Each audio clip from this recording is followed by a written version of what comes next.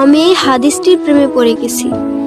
আপনি যখন নীরবে ঘরে বসে কান্না করেন, আল্লাহ তখন ফেরেশতাগণদের উদ্দেশ্য করে বলেন, কোন জিনিস আমার এই বান্দার চোখে পানি আনলো? ফেরেশতাগণ বলেন, আপনার বান্দা সুখে নেই, আপনার বান্দা অনেক দিন হাসেনি।